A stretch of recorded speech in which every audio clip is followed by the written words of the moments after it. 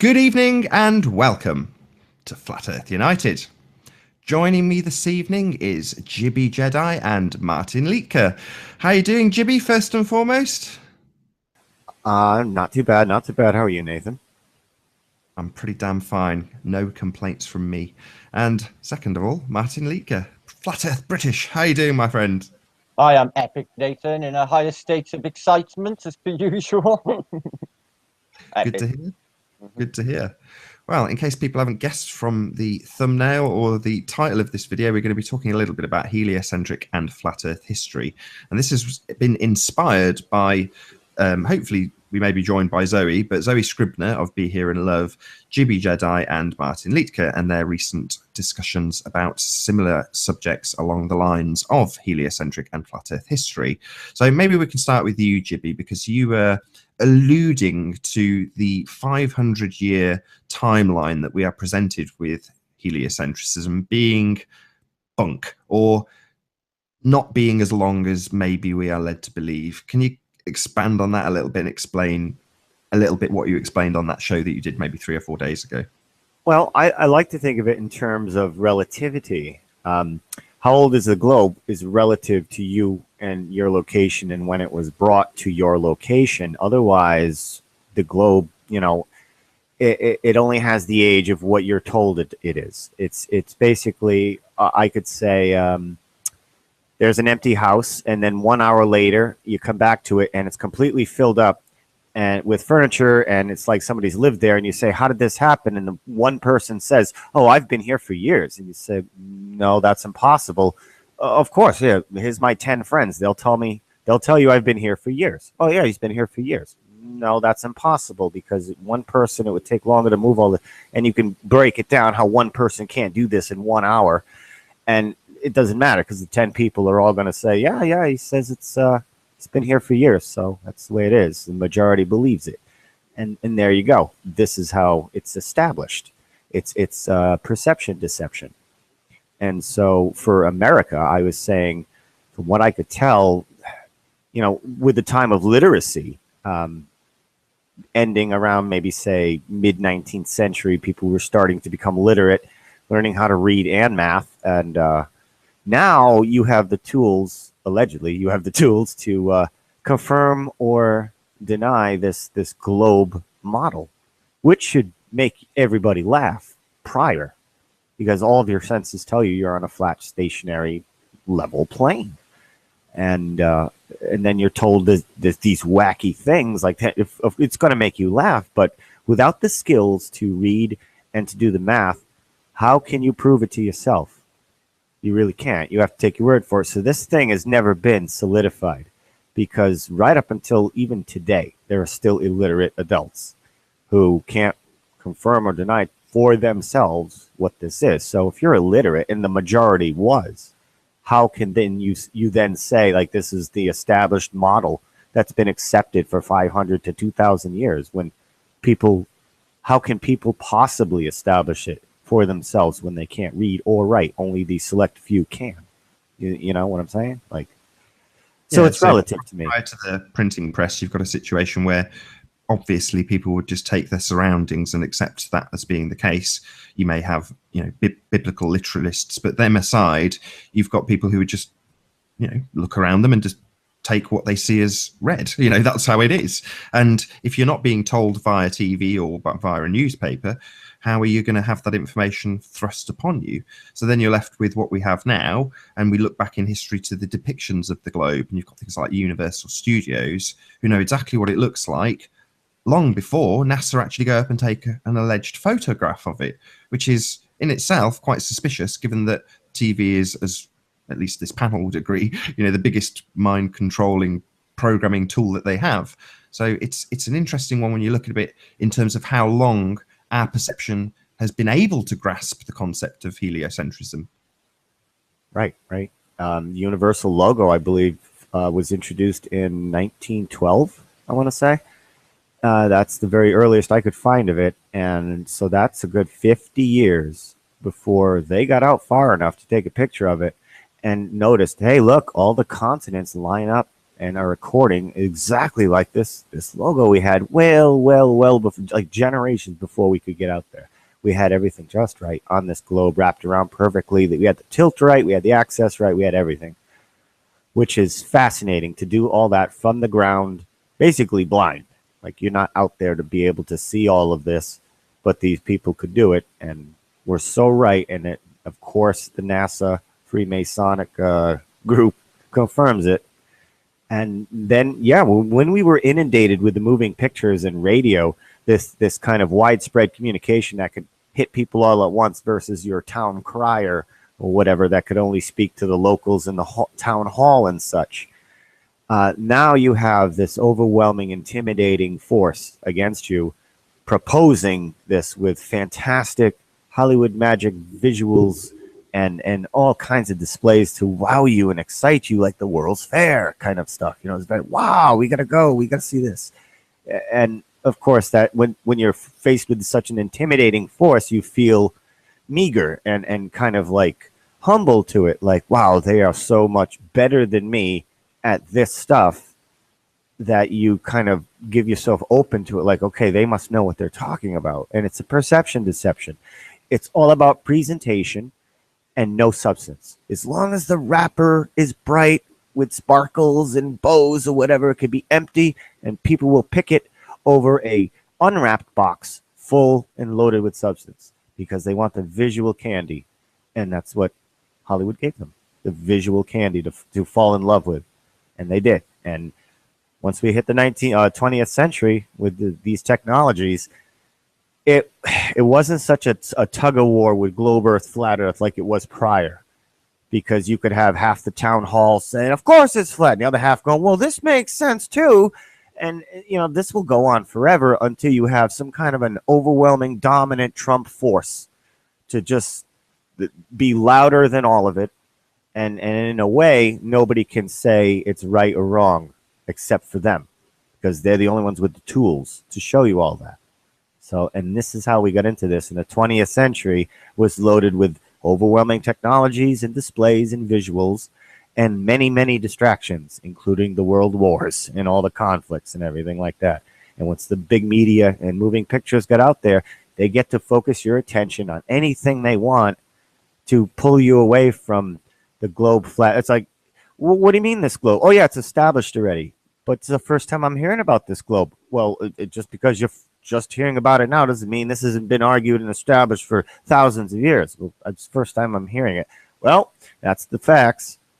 How do I know that's true? It doesn't matter, because most people will go with that. And that's what we're still facing today. Fast forward 100 years, maybe even 50 years, and you've got the image of Superman flying around the CGI globe, and they're getting you on a completely different level. They're getting you on a subliminal level, as well as, you know, exactly as you've just described. They tell you it's a long established, potentially, maybe we'll get to this later, 2,000 years established. The fact that you haven't heard about it is irrelevant. But then you go to the theatre, and while you're being told that you're suspending disbelief about Superman flying around, he's flying around a globe, and that bit isn't, obviously, that's not a suspension of disbelief. That's standard accepted science. So therefore, you're accepting that part of the story while you suspend disbelief about Spider-Man or Superman or whoever else is flinging his way around the globe on that particular picture. So yeah, they've got you every which way that you can possibly imagine. And this is why when asked if I'm to say, well, which has got the most evidence, and it's not in its favor, but which has got the most evidence, it's definitely globe Earth, because every single way you look, there is quote unquote evidence for the globe Earth, for the spherical Earth. And that's not to say that evidence isn't nonsense, like Superman's flying his way around the heliocentric globe. Right. You know, and now or some people count as evidence. You know, it's an image that's implanted in their mind that tells them where they live and makes a justification for declaring that is so. And as time goes by, now you're dealing with a numbers game, because it's not just 100 pieces of evidence anymore. Now it's 1,000. Now it's 10,000. Even though it's all fake, there's still 10,000. You know, you have the globes, the toy globes, you have the pictures, you have all these different mediums of evidence, of proof of it. As time goes by, they'll just keep adding to it. So then people are dealing with a numbers game. It's like, well, I could probably debunk those 50 pieces of evidence, But now when you're faced with 10,000, it feels like, nah, see, it can't be fake if there's 10,000 pieces of evidence, you know? And then that's a mind game. That's the perception deception. It's all about presentation. And they're just presenting nonsense. There's no substance to any of it. It never was. But we were just duped by the duper's delight, just the perception deception of the presentation. And most companies still do that today. They'll spend a lot of money on the advertisements and the presentations, and then you buy the product and it breaks in a month. It's like, this is crap. This is where I'm hoping to bring Martin in. Not necessarily breaks in a month, or is not as advertised. And throughout history, and this is something that Martin's been revealing, the narrative changes. The history changes. The locations of items change. You know, there's all sorts of things that they're not necessarily completely hidden, but they aren't made prevalent. You know, they're not part of the narrative that these things have changed. Maybe you can fill in the gaps in that bit, Martin. I can give you many examples, Nathan, but Jibby's right on the money with all of it, you know. But as far as I can see, it's quite simple. It's the grand deception. It's bigger than anybody could imagine. It's all aspects of our life. You know, people, they're using academia, or if you see the television science people, they'll hark back to ancient Greece or Aristotle, sticks in the sand, or what have you, for an excuse. Now, in my mind, I think that they have written a history relatively recently. They rely on the oral traditions to die out over a generation too, which is what happens. And word of mouth just gets skewed over time anyway, as you know, down the end of the queue. They rely on that, and they hand us the model, which was that globe. They hand us the history, so that's Vikings, Normans. But unfortunately, the evidence that they give us it doesn't fit with the evidence on the ground. As far as I can see, we haven't been here very long. It doesn't seem to be very long. There seems to be a serious absence of people or ancient graves, so to speak. There should have been billions and billions and billions that have gone before us, and they're not there. But I had a mind-blowing discovery today. It made my heart pound in my chest when I found it. But I'll get to that a bit later. But, you know, I'll give you an example. The old inhabited city on Earth, Damascus, they will tell you, you can go to that city and find way over 2,000 years of buildings inhabited there, right there today. Unfortunately, if you go on Google and look for a map of the place, 1400, they don't exist. 1500? No, not really. Any? No. Art? What about your art? You're bound to have Damascus in your art. Well, no, we haven't. 1400s? No. 1500s? So what's going on for the oldest city on Earth? Then move on to any city of your choice. Constantinople, I was on today. Any city, and you will find exactly the same thing. Their records run dry. Just choose a city, do this exercise for yourself, and you will find the records are not there. Anything is held by them. Okay, and they write the version of reality for us. They got all the schools, they got the think tanks, they got the first universities, Cambridge, Oxford universities, introduced later Ivy League ones to America. I can see clearly how it is done to get all the most intelligent kids in. The ones that are really clever, they will pick out use for themselves. And anyone who's clever enough to pick this apart, they'll probably snap up as well and use. And like Jibby said, they rely on people be fast asleep and not work this out, which most people out there generally actually don't even care in everyday life, or wouldn't really be able to dig it apart because it hasn't been explained to them. None of this was really explained in school. I had picked all this up myself outside the school, which is strange. And I would go there to bring this up, and they couldn't tell me about it, especially heliocentrism. But what about this? What about that? Never get an answer. It didn't do me very well in school, actually. For that was what I did wrong. Asked too many questions. They could not answer or would not go there. This happened a lot. But heliocentrism, as far as I can see, it's fitted exactly in with that great deception. Once you can break the history apart, then all of their bullshit falls apart, Nathan, because what can they have back to? Ancient Greece that has been handed to them. Have a dig into ancient Greece, try and find some sources if you can. No, man. There's no sources. I mean, I get this on the debates that I've been running, that you have an explanation for almost everything when it comes to heliocentric nonsense. And the unfortunate position you're left in is having to explain to a globehead that we're in the midst of a deception. You know, I would call it the biggest deception mankind has ever experienced. I mean, maybe I can phrase this as a question to Jibby. If it is the case that we have a shorter time frame for this deception than we are led to believe, in other words, the stories of Copernicus are just made up. Let's just say that for the sake of this argument. Would we actually ever be able to prove that that's the case? And if it was, wouldn't that mean that there were still people potentially alive that are that are actually perpetrating this deception now? Yeah, we see people who like to be a part of the show even today with these false flags. One example would be the Florida nightclub shooting incident.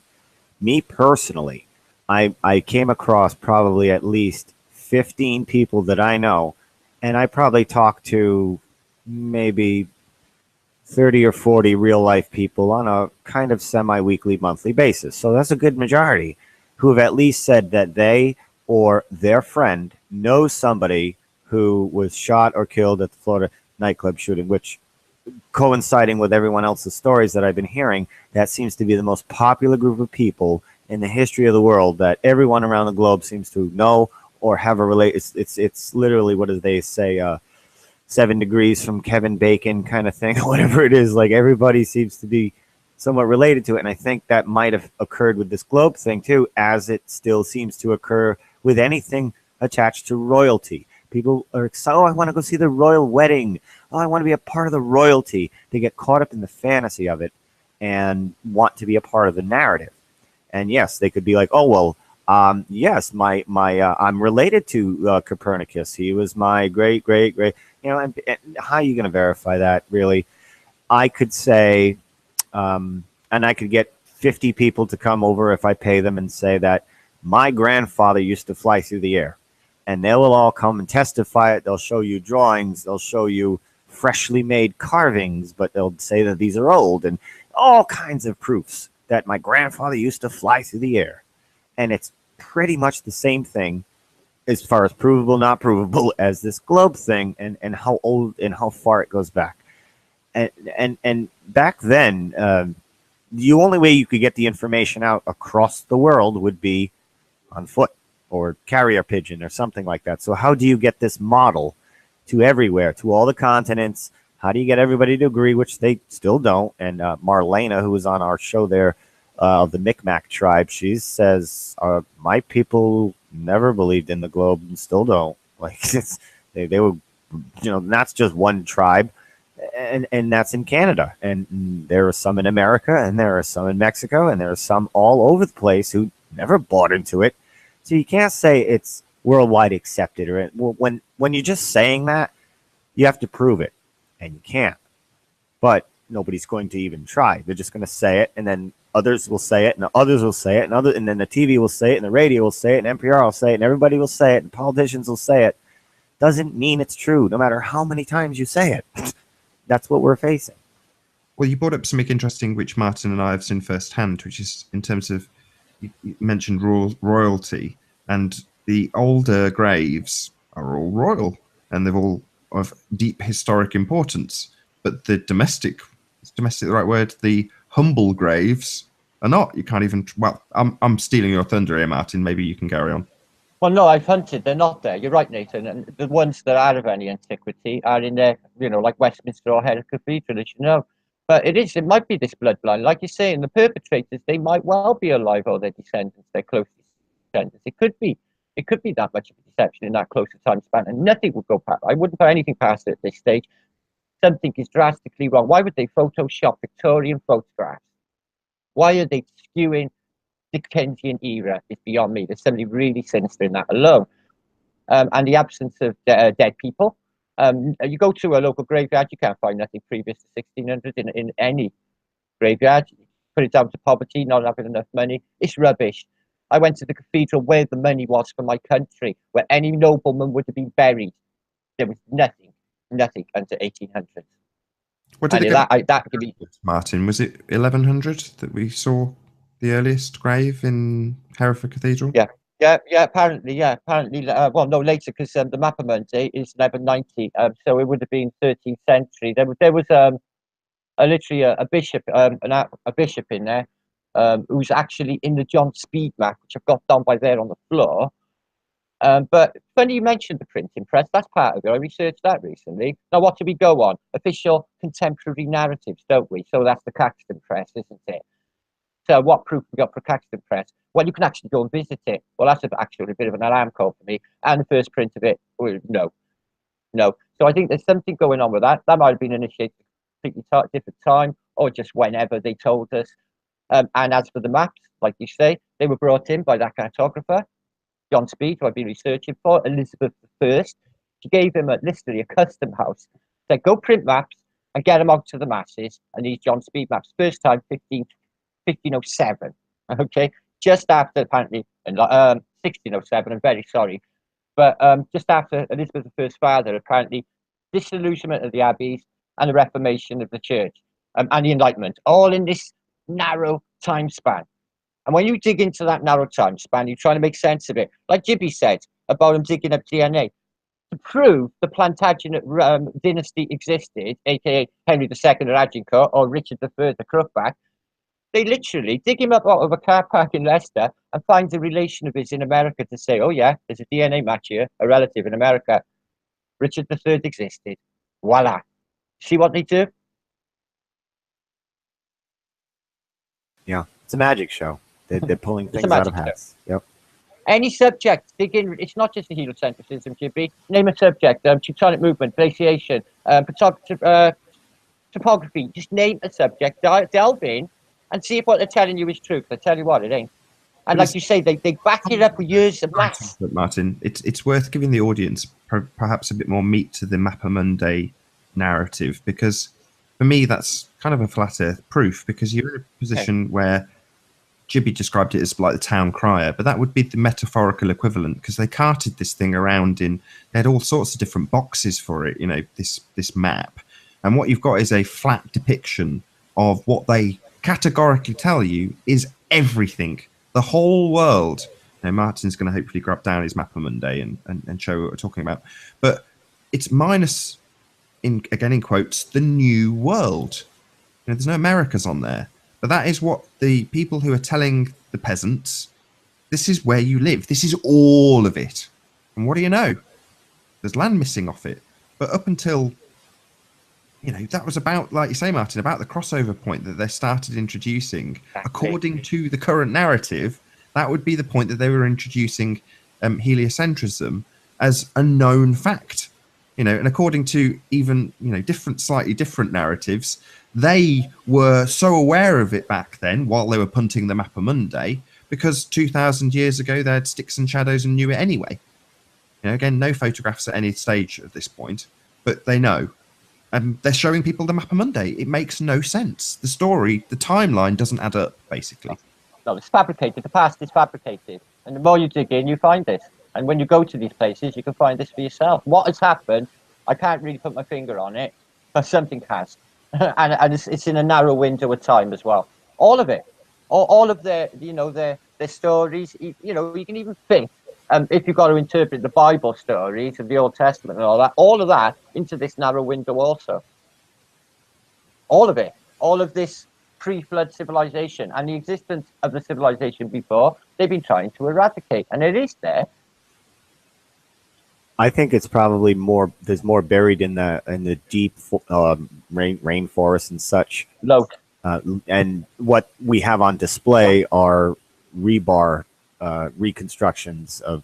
Well, that's part of the muddying of the water, so we don't find out, Jibby. The Megalith Era, we did not snap our fingers one day and say, I know, we'll all over the plain at exactly the same period decide to move huge blocks of stone we can't possibly move and hew them with chisels made out of copper, apparently. Apparently mankind did this. Right, we didn't. The Megalithic Era is a con. Hew the waters to add longevity to this timeline. Just think of that demonic death, Dawkins, with his selfish gene. This is how he explains it. He says humanity has been here as long as this little fingernail by the end of my nose. And this line here represents the epochs of time that we've been here. And this little fingernail at the end of my nose is humanity. This is the yan, the lengths of time. Same with the distances of the stars, Jibby. They had But it's not. It's not that at all. It's more compressed, and the evidence is there. If you can just accept the deception, it's total. You know it's a big impact, and people can't think like, with the heliocentrism lie as well, and everything else, the history is the fabricated past, and all the sciences they taught us, it's pretty bullshit.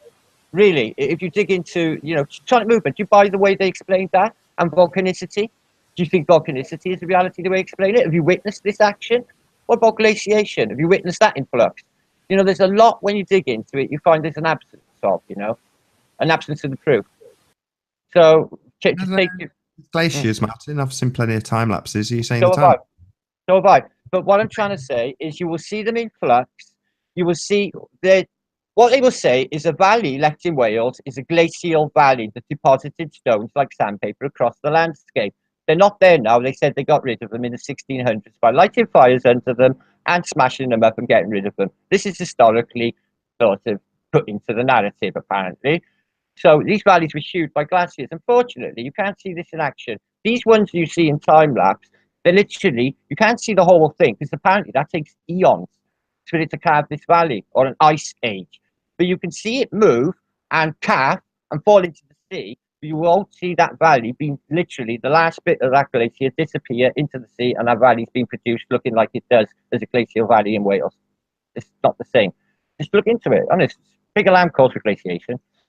And it's something they push heavily. No, you're right. I mean, it's like I say, immediately I thought, well, no, I can challenge that. But that again sends up red flags, doesn't it? Why is it the case that I know about glacial movement? I shouldn't know that. Right. Well, I've just been sold a narrative too. But like I'm saying, Nathan, like Jibby said, they sell you this and they just hope you won't look into it or think too much about it. The information is there to be selected, but they back up all this information in data you couldn't possibly understand, or with the heliocentrism and relativity physics, a mountain of what? Calculus. How many of the population can read calculus? Not many. So we're boned for verifying this, what they give us, aren't we? So, and it's the same with all of it in the past as well. I don't buy that one bit. Sounds like it all came out of a handbook to me. Have you ever played those role playing games where you can pick the time period to experience? Like I have a couple of say pirate games. Only here with time traveling fantasies. Well, I kind of have the metaphor, it feels like we all chose this virtual reality that started in the 1500 and it goes to say 2100. Would you like to play Earth, the Enlightenment to the New Age? Wow. And boom, we're here. So everything prior to 1500 is the fabricated, and we're just working along here. It is almost kind of like that because you just start and it's like, well, I don't remember anything prior to this. Well, where is it? It is spooky though, Jibby. It is actually spooky. I'm not just being chucking it out there. I've really, really dug in for years. And I've worked on this stuff. I've worked with stonemasonry, archaeology, on the buildings. And I've got a feel for this stuff. I've seen a lot of this stuff on the ground. Always had questions with the timeline. I brought it up since the beginning of the Flat Earthers. Something's wrong with the timeline. But when in the last, with this clear vision that I've managed to develop, with being a flat earther, I've managed to be able to absorb incredible amounts of information. I found a key. And when you dig in, you find the past is not there. It's very sketchy. Further back, even they want bits of the past. Even they want it. If something shows up 1600, they want it. Yeah. Whole concept, though, isn't it? He who controls the past controls the future, basically. 100%, Nathan. Bang on. Yeah. And I brought up how most people's personal family histories only seem to really go back at best to say the 1600s. At least everyone I've spoken to, regular folk, they've dug into their family histories as best they could. And mine only goes back to maybe 1712. What's that there? I want to show you this, Jibby. You're going to like this, my brother, and I know you will. I know you really like this, okay? All of you might, because you're an American. And I know you like your music, okay? That's my grandfather, okay? With the jazz legend. Do you recognize him?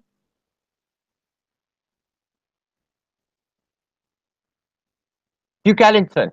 You know him? He's in the same regiment in the RAF as my granddad. They come over with the Americans. He was in my father's squadron in the RAF in the war, and he became best buddies with Duke Ellington. The Duke Ellington. There's my grandfather in the jungle. I got loads of war photos. Nice. Stuff blown up. There's a squadron, 622 squadron, grandfather squadron. There's a Spitfire. Pretty nifty, isn't it? Yeah, making Halloweens for look at the guy's head with his pumpkin, right? They're making Halloween pumpkins. Apparently, in North Africa, in the Battle of El Alamein, right?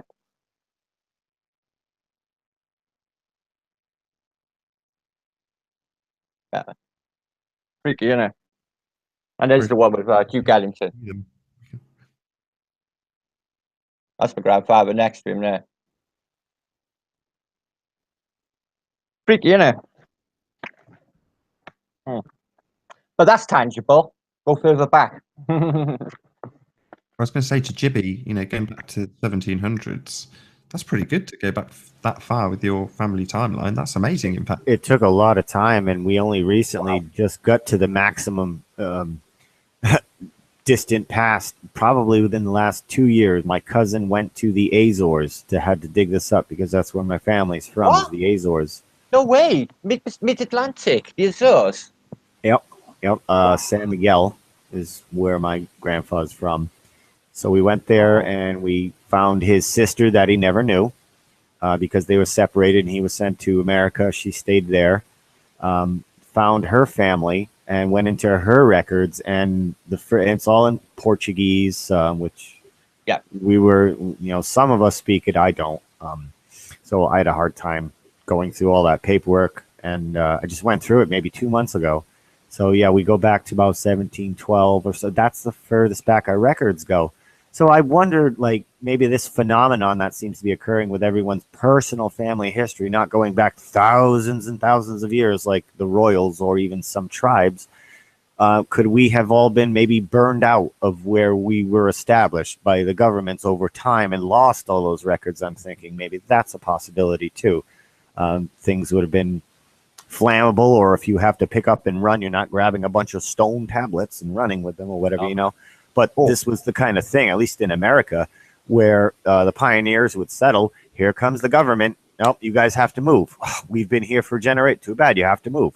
Yep, that's it. If you don't move, they burn you out. And the same thing befalled the American pioneers, befalled the Indians, except they were, of course, the Native Americans. I have to get out of that habit.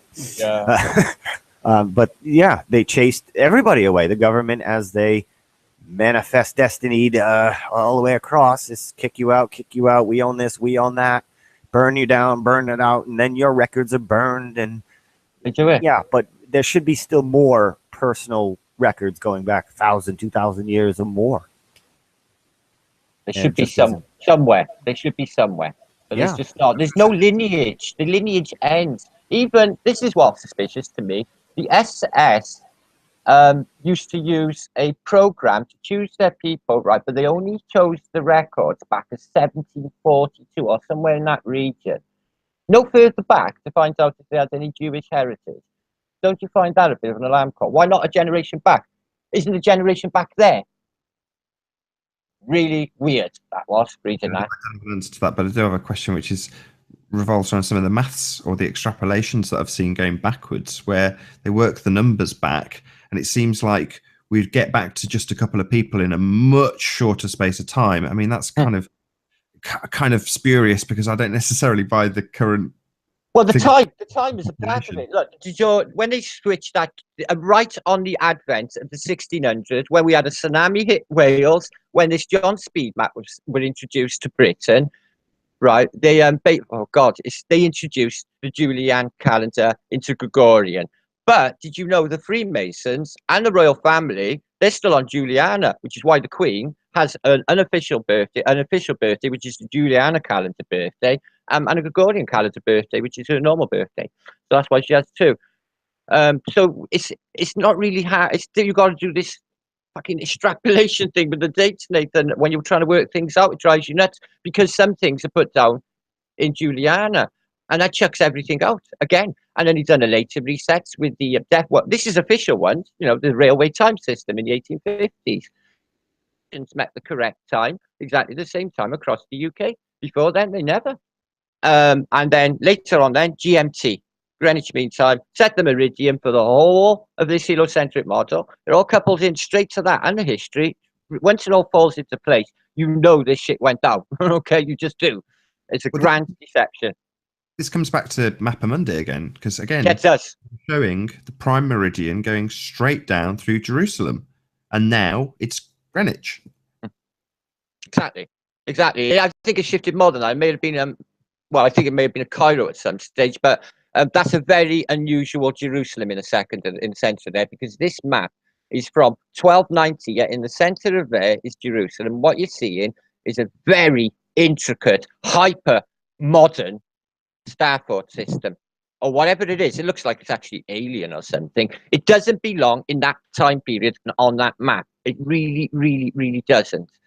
Something is very wrong with that map. It really is. Especially these creatures like the wallabies with a face on their chest, these cryptoids that are all over the map. Did they exist only 500 years ago? I think we might have heard about them. But the Mapa Monday is, I think we were meant to go and see that, Nathan. There's a lot of answers. It's not just America that's not on there. It's Australasia as well, and the Pacific. It's just Asia and Africa and Europe. Half the world is missing. They present that. So why are people presuming what they present now is what all is there? Like you said, Nathan, the Google Earth ball is like CGI pixels on a screen. Why are we just saying that as sanctum, and that's the end of it? Not to me. The maths is complex. I give them that. But they got computers to work it all out. You know, they're just presenting.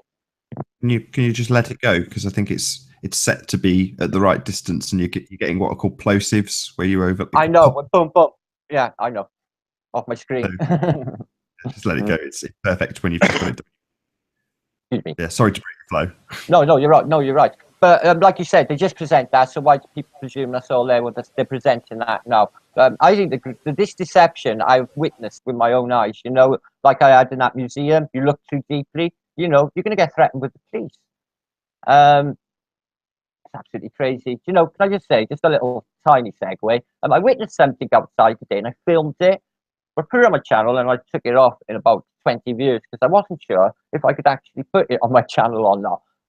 It was armed police all outside my house by you with machine guns, and outside by you with machine guns. I got it all on film and all on like camera because this guy who's been pissing me off basically, he got stabbed to pieces outside the shop by there. So I had it all on film. I come back. I thought, well, oh, this is so exciting. It's like being in the Bronx. I think I'll put it on my blog. But then I thought, hang on, what's the legality of that? Do I have to ask permission? The news do it, don't they? We're way off. They might confiscate your footage. They could confiscate your footage as evidence. That's what I thought. Thank you, Jibby. Well, it's gone anyway. Got it. Got rid of it. Thanks. Answered that. But yeah, this grand deception is biblical. Biblical. I can't even believe it half the time. But if I dig in every day on this same sort of code or this system that I got, I will get the same result. And it's a serious absence for the past. And I had it again today. My heart was pounding in my chest. I thought, oh my God. I got to put it down. It was really spooky. And it's not like being ignorant and missing something. It's not there. It's just not there. There's a wall, a white wall you can't pass. And they put it there. There's nothing beyond it. What has happened, I can't imagine. Really spooky and unnerving as well. Some of your videos, and we discussed this the other night, Martin, was you were often putting up pictures and you were kind of describing them as though they were photographs. And I said, I don't know if it was in your live stream, but I said, well, these are just sketches. You know, they're very, very intricate pencil sketches. So even back then, you know, today the modern equivalent would be NASA with CGI and that sort of clever representation of what is reality. But back then they literally just did pencil drawings rather than photographs, and then said, this is what happened, this is how it was. It was like, that isn't anything, that's just a pencil drawing. You know, that's come from someone's imagination. And then you see the pictures, and yeah, I'm sure we had this conversation. I don't want people to write in the comments. I did a cursory Google search and found people in photographs, but it seemed to be there was a huge absence of people in the photographs, not in the pencil sketches, but there's a very sparse. You know, people are thin on the ground in the old photographs. Oh, I found it again today in such a populated city as Alexandria, but there is a narrow time frame you have to look for, and that's between 1842 and 1852. The photographs will be in a huge bronze color, and you'll find them randomly on Google. All of them will show you street scenes. All of them void of people, no matter what city you choose at that same period. London, the most populated city. By the photographer, they picked a time that they didn't want any people, but you know, it's one of them. Well, I had this argument in my comments with the lady. Actually, she's like, "Well, first thing in the morning, daybreak. Well, in a city that's the biggest city, most populated city in the world, or a city of 1 million people at daybreak, that's buzzing with activity. People getting their barrows out, newspaper boys, postmen, people setting up their stalls. That's a busy time. There would be no people. Even in modern times, I could cut to the opening scene to 28 Days Later, filmed in the centre of London in about 2001, something like that, and it's completely empty. It looks like it's first thing in the morning. It's probably 4 a.m. on a really cold morning, and no one's out. Yeah, it's not residential there, though. It'll only be busy during office times on Westminster Bridge, Nathan. I've gone across that at 4 in the morning without a soul on it. Nobody lives there. It's all, you know, the office people. See it at 9 o'clock is bedlam, but no, it's always dead around that area, Nathan. Always in London. We could be back in at this point and say, well, you've had so many debates with people like Charles, and you're debating about things like Copernicus and that timeline. Now that we're questioning it, do you, with plenty of knowledge of that timeline, think it's bunk? Think it's true? What's your take on it?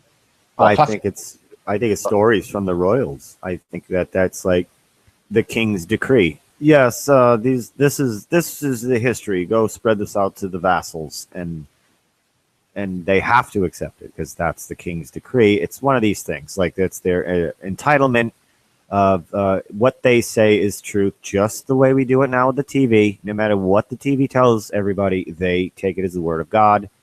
It's just another version of it, of the royal's decree. He makes his decree across the land, and this is now the new fact.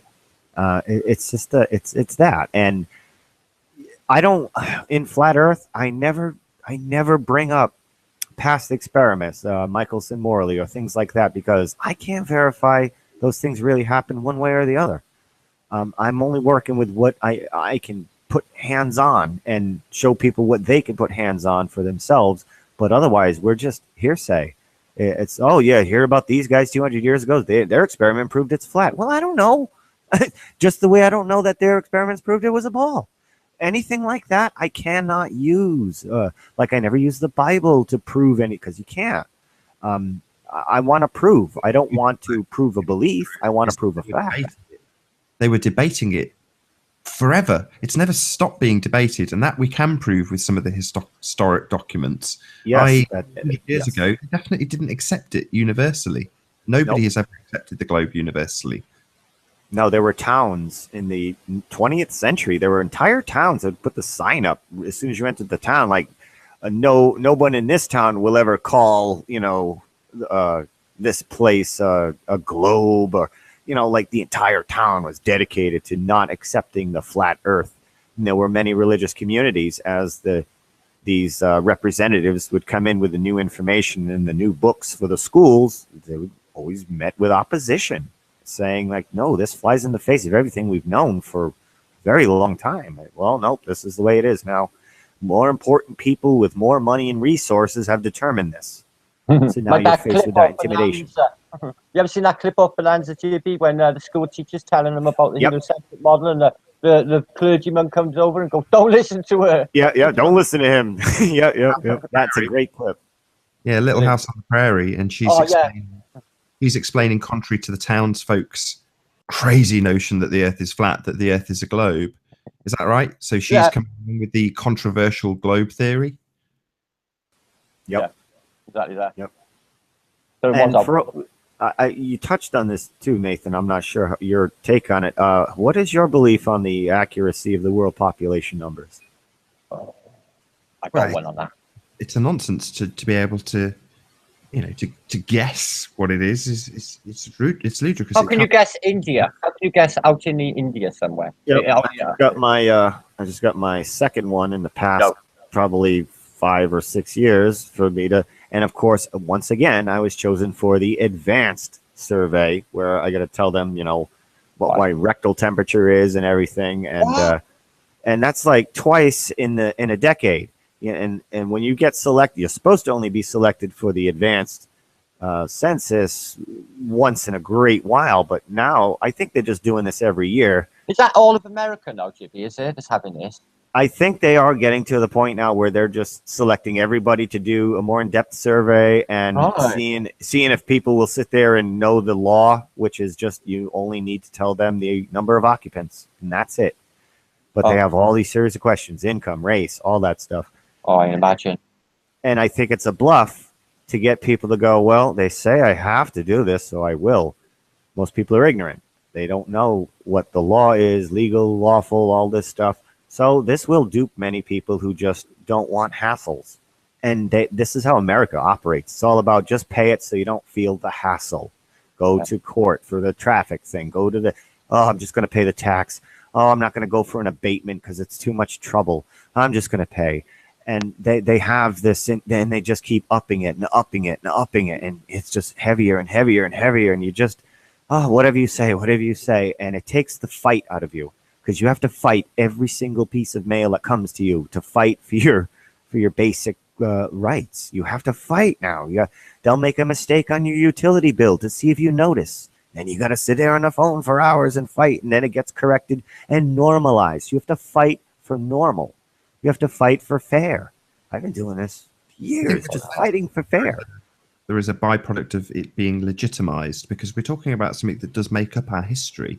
And because X amount of people have ticked X amount of boxes doesn't mean that that's necessarily how it's reported. Again, we are pitching that we are living in the midst of a deception. So if you have people that feel that it's absolutely compulsory and really necessary and really important, when you have figures that are derived from the census, people feel that they are legitimate. Therefore, it lends credence to any history that is gauged with that particular use, that particular documentation. And each thing, each agency that's reporting on the census, I'm assuming they just send their numbers to a central location and then they count them all up. So they don't know each other's count. See what I'm saying? So you get the count at the end, and then you can just add or subtract a 0, or whatever they want to do to make it. They're deceiving one way or the other. I think the world population is much lower than what they say. I think you need to take a digit off, and then you'll be more accurate. And I always cite the Georgia Guidestones from 1980. They were erected in 1980, and everybody talks about, oh, look at the number on it and keep the population under 500 million. That means they're going to kill a bunch of us. If you go back to 1980 and look at the world population, it was stated as 4.5 billion. Take a digit off, that's 450 million. Now the Georgia Guidestones make sense. Yes. See what I'm saying? So I think they do this long count in math. So you're saying you think it's 700 million currently? I think they're saying it's much larger than what it is, and that coincides with, there's too many people, we got to cut you guys down. Oh yeah, it's too many of you. Oh, the resources, you're taking all the resources. It's more of that deception, like there's so many of us. But why would the Georgia Guidestones say what they said with the numbers reported? Like you said. About to ask you that question, Jimmy. How does the Georgia Guidestones fit into all of this? Well, I think that's a good count for the accurate count of the population, as they may have been playing the billiard trick, where a milliard is a billion, a billiard is a trillion, that kind of game. And they might have been doing the in Latin, type of thing where, oh no, you misinterpreted that number. See, this is the milliard scale, and this long count math, and they do the same thing with unemployment numbers. We never get the accurate number. So why would we assume the population's an accurate number when they have never given us an accurate number of anything, even the year? is not accurate. Nothing's accurate. The distance from here to the sun's not accurate. Nothing is accurate. Yeah, man. So world population likely not accurate. Georgia Guidestones, though, pretty benevolent when you read through past the first one that people assume is culling 90% of the population. The rest of them seem pretty benevolent. So why assume that the first one's not as well? If the population was 450 million at the time, there is no culling. That still leaves room for 500,000 people or whatever. I think my math's wrong there. You know what I'm saying? Like it leaves room for more growth. Doesn't make anybody feel claustrophobic. And I don't know. That's my interpretation. There's others out there too. But No, I agree with you, Jibby. I think there's definitely less people. Look, they say there's 1 billion more people on the plane than there was in 1999. The jumps have been too expansive since the 1800s. I agree with you, Jibby. They have fiddled it along the way, and there's not as many people. They're too concentrated in cities, and the countryside is empty. Yep. And these vast areas, and I suppose you've flown across America. I have flown to. Yep, I've flown to California. I've flown south. I've flown north. So I've covered the U.S. and it is a good 90-95% green. It's exactly. Green. There's lots of room. There's lots of room. Exactly. So. Yeah, I can concur. Whenever I flew, the land is sparse of people. There's very little populated areas when you're flying over vast expanses of land. You fly over Europe and you think it's all going to be farmland, and it's not. Vast swathes of it is unpopulated. Right, yeah. But they want to control. They want to get their arms around, their herd. No, they don't want to get them too far spread and too settled and this, that, and plus you don't want them discovering or stumbling upon things that might reveal a new truth or an old truth. You know what I'm saying? They always got to keep a scare tactic at play. Like, I always thought the Georgia Guidestones might be, a dialectic to sort of unnerve population to think they might be culled somewhere along the line. They used remember the ozone layer? And then it miraculously fixed it, chicken licking the skies falling in. And then it moved on to some greenhouse gases, CSEs. Then they sort of fixed that miraculously. Then they moved on to now climate change.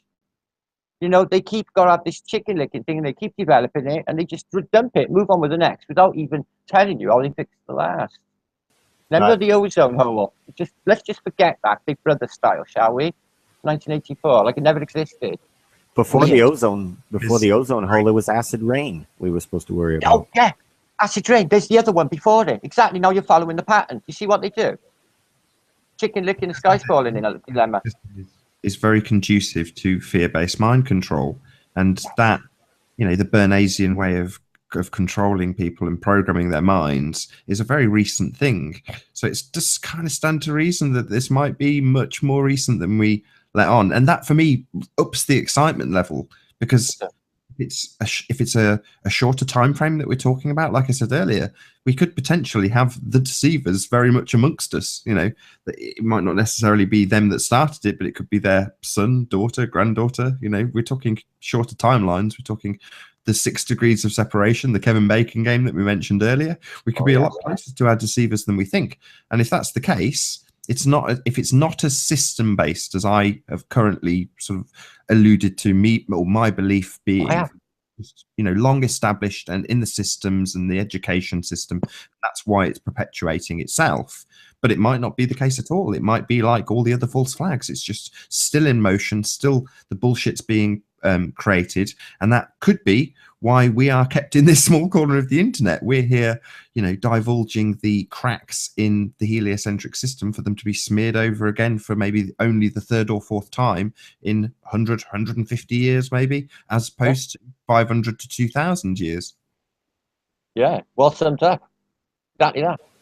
It seems in America, flat Earth, globe Earth was still alive and well, very strong, probably till the 1940s, 1950s, in newspapers, on the radio. Then we have the world wars. Now our priorities have to change. We don't have time for a meeting of flat Earth debate. Basically, is the mentality at the time. You have to donate your chocolates and your nylons to the, and your steel, and we got to help the war effort. And that's how it was in America. It's just the propaganda. They put propaganda in Bugs Bunny cartoons, and it's just so you constantly. And then they put the globe in the Bugs Bunny cartoons. He throws the ball, and it comes back the other way. And so they were sticking the propaganda in your basic fundamental children's cartoons to get it to the minds of the young and new generation who was not aware of the flat and the globe debate. So it's a whole new thing where now, as the children are watching the cartoons, that they feel, embedded subconsciously, like, oh, this globe has already been established. It's even in the cartoons. Like it's just the way it is.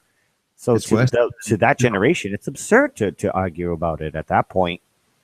But you'll have the older generation, the World War I generation. It's all crap. It's nonsense. Hollywood. It's nonsense. And we thought those old birds were crazy. Far from it.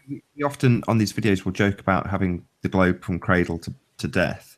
And normally it's the example of the mobile with all the planets on it. But my kid listens to Nursery Rhymes, and the current raft of Nursery Rhymes have been adapted with heliocentrism. So you've got 3 blind mice, and instead of having their tails cut off with a carving knife, they're flying off to the moon in a space rocket. And I'm singing along to this nursery rhyme, 3 blind mice, and suddenly the lyrics change, and it's going to the moon. I'm like, what? Wow.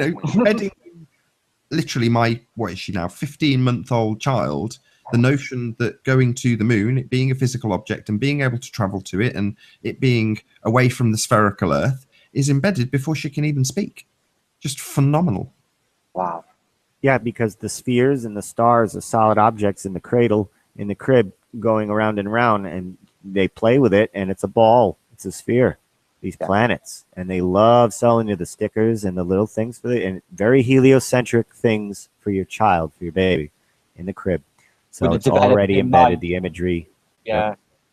And like Marlena, the native Canadian, was saying, children can communicate with you at 2-3 months old through sign language. So they're taking lots of data, and they can't speak yet. But if you make the hand gestures, yes, you can communicate with your 3-month-old. So they are intaking all of it, all the imagery on these tablets and everything, which is that's a whole other conversation. But all of the imagery they're taking in. So to tell them none of that was true, it just rivals every single fiber of their being and will produce that anger reaction. It's like, what? Which is what we experience all the time here. They do. People have seen it as a crime in the past, though, because I read that Shenton book. I actually done a little bit on my channel. He just focuses on the education system in about 1907, and he said it's just fraught with deception. They're just teaching the kids utter lies. And is it a crime? He's like literally think this is a criminal act at that stage. But I don't know that I will book fared in that day and age, but it's still around now. Good little read. He's a flattist. They were called flattists back then. It's always a name, a label. You have to demean them. Yeah, exactly. I did mention this. I touched on it, but I know David Weiss released a video where there was a billboard. Coincidentally, as we've had the billboard out in Raleigh today, but literally a anti-globe Earth billboard back in the 1900s. Did either of you two see that? Yeah, man, I've seen it. I got I did not. Pictures of it.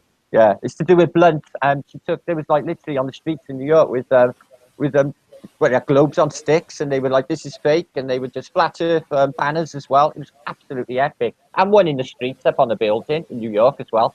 This was in about 1912 or something like that, just before the First World War. Incredible to be doing it. That was back at a time where all of our voices were equal, pretty much. And then now you have the radio and the television establishment and the moving pictures, which were owned by them. That's the loudest, most prevalent, widespread voice now that will trump all those speaking of flat Earth, the truth. And that's what took over in the 20th century, was that loud, powerful, dominant voice. It's the globe, and here's the imagery constantly everywhere. And that's really what turned the tides towards the globe. So they've only really had, I would say, like advantage globe, maybe 60, 70 years.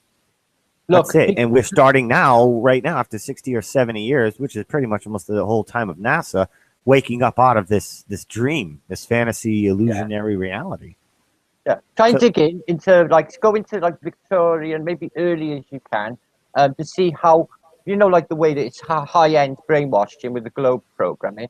How high end was it in the 1800s? Because I don't think it was as prevalent. I just think that it was in their school books. They weren't questioning it. They never had cinema, television, radio wasn't conceived to the turn of the century, so or a little bit earlier, but. I don't think they had the same brainwashing, so I think they were definitely outside of it. I think we've gone backwards a bit as well, because their handwriting was beautiful and their creativity. And look at us now, big nasty corporate buildings, our handwriting's like crap.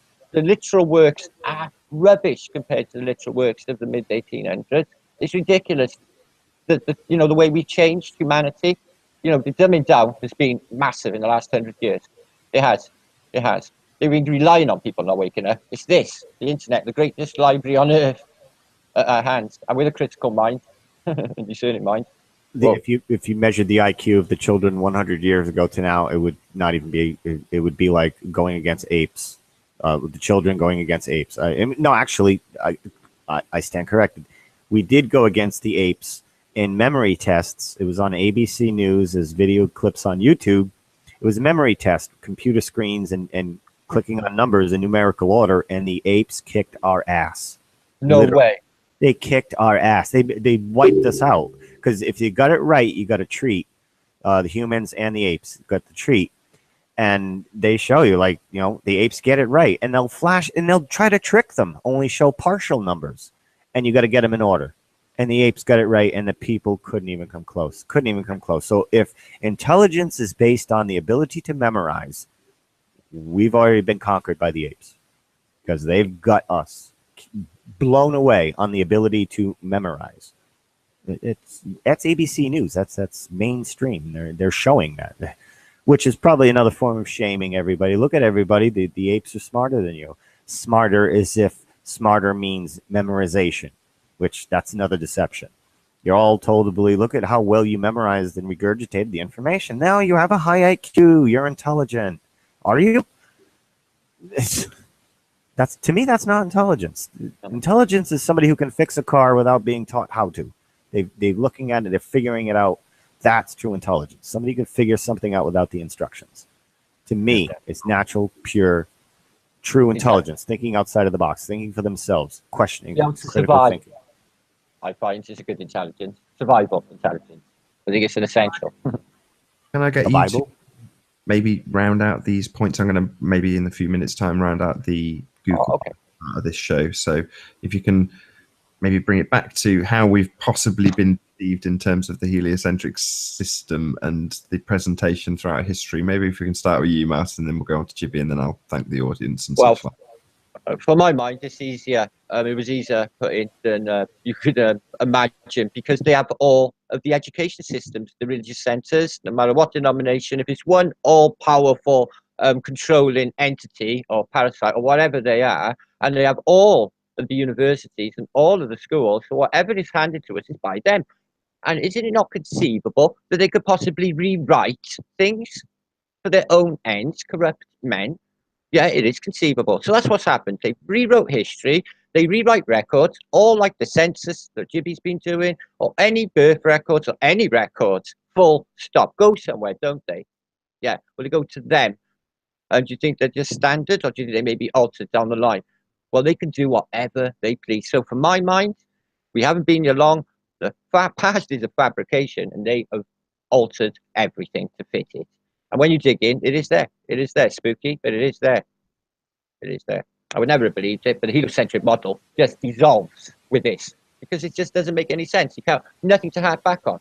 If you look, I was trying to touch upon something just now, Nathan. If you try and research into heliocentrism previous to 1850, there's no information in the science books.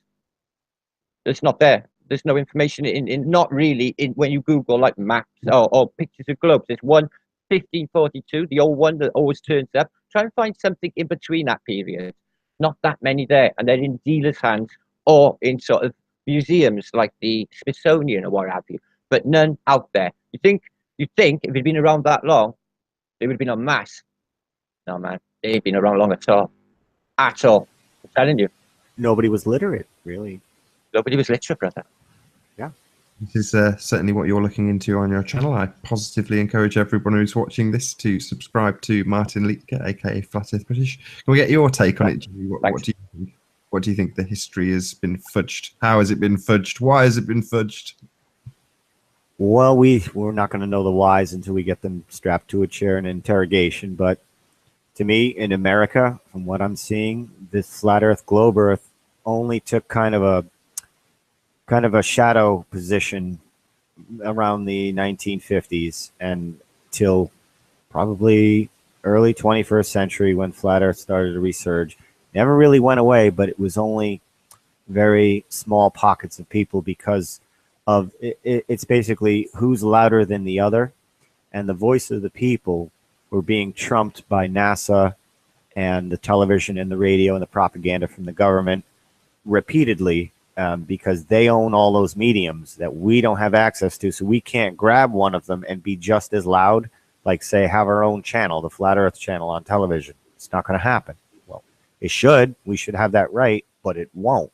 As 9/11 and investigation channel will never happen, or things like that. So they control that loud voice. But now we're using one of their mediums, the internet. We're connecting, but we're not really getting to that volume level where we can say it's still flat. Like it's just globe, globe, globe, globe. We're getting there. And now with the media explosion, probably this weekend will be a big media explosion for Flat Earth, which will bring a lot of attention to it. And I have no idea where it's going to go. But in America, it seems like the globe has only had advantage for probably 70 years, really. Other than that, illiteracy prevented people from being able to prove it one way or the other. And illiteracy has only been a thing probably 150 years on average in America. So this globe is not even close to how old they say it is. Right. By far. Yeah, I mean, I remember back in the days when I first started looking into this subject, it was presented as a non sequitur argument from the debunkers and globeheads if you were to say that NASA are faking space, therefore the Earth is flat. But from my perspective now, I'd say that that's actually not a non sequitur argument. If what you observe in your reality is flatness, and the only thing that's debunking that is fake pictures from a nonsense agency like NASA, then you can still safely assume that what you're seeing with your own two eyes is actually factually the case. So anyway, with that, I'm going to say a huge, massive thank you, first and foremost, to all of the people who have joined us in the Google Plus live stream. So be sure to like, comment, share, and subscribe. And a massive thank you to, first again, Jibby, get my tongue around it, Jibby Jedi. Thank you very much indeed for being here. It's been a pleasure. Yep, tongue twister. Thank you, Nathan. Thanks for having me. And also Martin Leitke, it's been a real pleasure having you here. Hopefully you can both hang around a little bit afterwards for the after show in the OBS stream. But it's been a pleasure having you here, Martin. Oh, yeah, it's always a pleasure. Thank you, Nathan. It's been awesome. Good stuff. Once again, if you are new to this channel, be sure to subscribe and hit the bell notification icon to keep up to date with the Flat Earth debate, the Flat Earth video logs, and the Flat Earth group shows and interviews. I've been Nathan Oakley. I will see you all in the next video.